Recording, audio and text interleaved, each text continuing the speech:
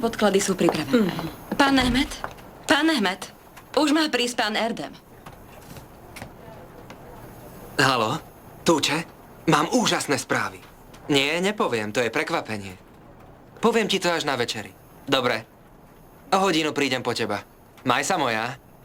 Toto sú náklady na chod mramorovej dielne, otec. Áno, nie je to až také zlé. Mám pravdu zať môj. Áno, áno. Ďalej. Prepáčte, pán Nehmet Fikri. Hovorte. Zdá sa, že pán Nehmet musel odísť. Nemal sa stretnúť s pánom Erdemom? Áno, ale asi mal niečo dôležitejšie. Chcela som ho zastaviť, lenže... Allah, zmiluj sa. Najprv ujde zo svadby a teraz práce. Ja asi priviažem na reťaz. Ja sa s Mehmetom porozprávam. Chceli ste ešte niečo? Prišiel pán Erdem. Mám ho poslať za pani Bahar? Ach, Allah, dobrotivý. Čo by s ním robila Bahar? Erdem sa musí stretnúť s Mehmetom. Ospravedlň sa, prosím. Nech príde inokedy. Iste. To nám asi robí na schvál. Myslel som si, že keď sa ožení, tak sa konečne spamätá. Už sa začal spamätávať, otec. Ešte trochu budeme musieť zaťať zuby. To robíme stále. Tie zuby nám začnú aj vypadávať. Som zvedavý, dokedy to ešte takto pôjde. Ani som si nevšimla, ako sme sa zarozprávali. Švagrina sa už iste hnevá. Mali by sme sa vrátiť dole. Prepáčte, toľko som vám toho narozprávala. Ale prosím ťa, veď sme sa veľmi dobre porozprávali. Teta, chcem sa niečo spýtať. Prečo nemáte deti? Bola by z vás skvelá mama. Priala som si mať dieťa. Nevyšlo to. Ach, teta, prepáčte mi, to som nevedela, prepáčte. To nevadí. Ja som si už zvykla. Teta, išli ste k lekárovi. V televízii neustále hovoria o nových metódach. Už nemám silu prosiť Tárika, aby sme išli k inému lekárovi. Ten problém je asi vo mne. A nehovorili ste mi hodinu o tom, že sa nemám vzdávať. Lenže my sme ten vlak už dávno zmeškali.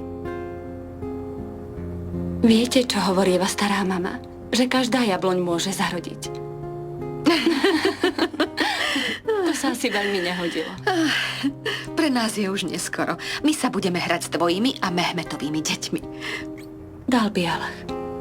Nezabudni, o čom sme hovorili. Nikdy sa nevzdávaj. Láska si vyžaduje úsilie. Pozri sa na mňa.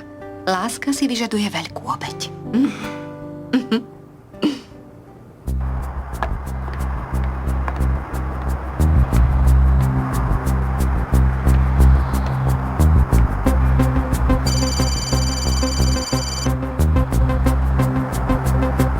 Ako sa máš?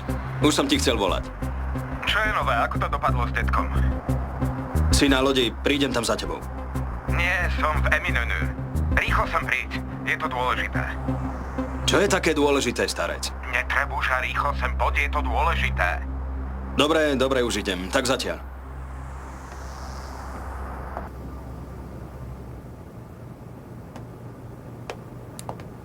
Nech ti to ide od ruky. Ďakujem ti. Je ich dosť. Tie sú ale krásne. Sú nádherné.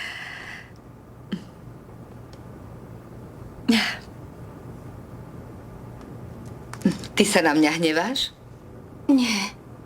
Som iba trocha smutná. Ja som ešte smutnejšia, moja milá. Pred mojimi hostiami si sa správala očividne neslušne. No, ale pripisujem to tvojej nevedomosti. No dobre, švagrina, my sme sa už o tom porozprávali. Gilsin, to nemôžem svojej neveste nič povedať?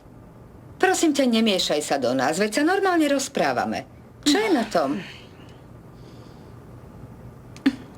Ty si musíš čím skôr osvojiť etiketu, dcérka.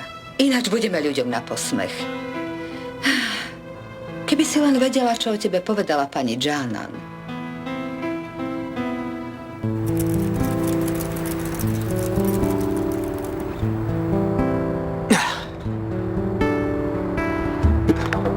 Onur.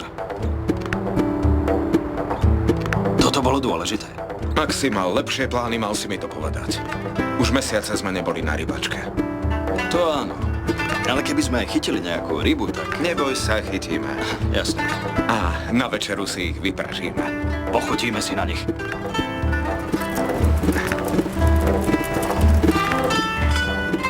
Toto sú posledné spoločné dni. Na konci tohto mesiaca vyrážam na výlet. Tento mesiac má byť výchrica. No tak, no tak. Nedokážeš sa rozlúčiť s najlepším kamarátom.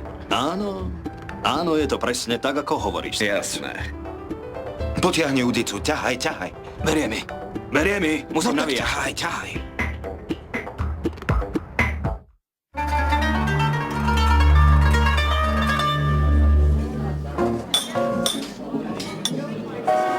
Si pravá ruka tvojej sestry. Áno. V novej divízii som druhý najdôležitejší. Tak po skončení školy to prevezmeš ty. Ja by som si chcel založiť vlastnú firmu. Na čo vaša rodina vlastní holding? A čo presne budeš robiť, pán Berg? Všetky firemné modelky zverili do rúk mne. Celý deň budem s nimi chodiť po prehliadkach a foteniach. Je to veľmi ťažká úloha. Berg.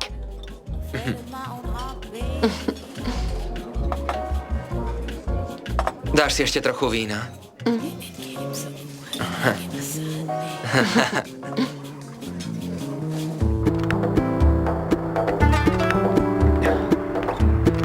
Onur, to bude trápne, starec. Prečo si to myslíš? To sa predsa nepatrí. 3 ryby a 1 vedro. Patrí, nepatrí, poď už. Dobre, ale z toho sa nenajeme. Máme iba 3 ryby. Dáme k tomu ešte niečo dorobiť, tak už poď. Tak poďme.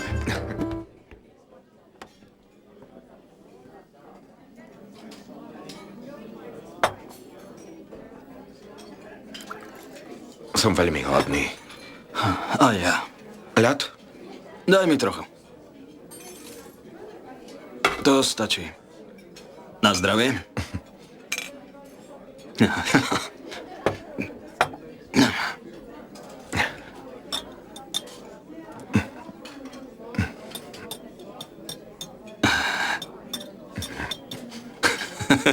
Počuj, starec, nechaj si miesto aj na ryby. Mal by si otvoriť takúto reštauráciu. Podával by si tú svoju korenenú rybu. Mehmetova špecialita. A ja by som sa staral o spokojnosť zákazníkov. Alkohol by bol povolený.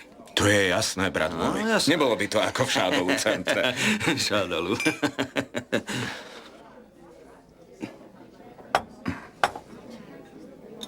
Je tu príjemne. Už sme tu dávno neboli. S tým súhlasím.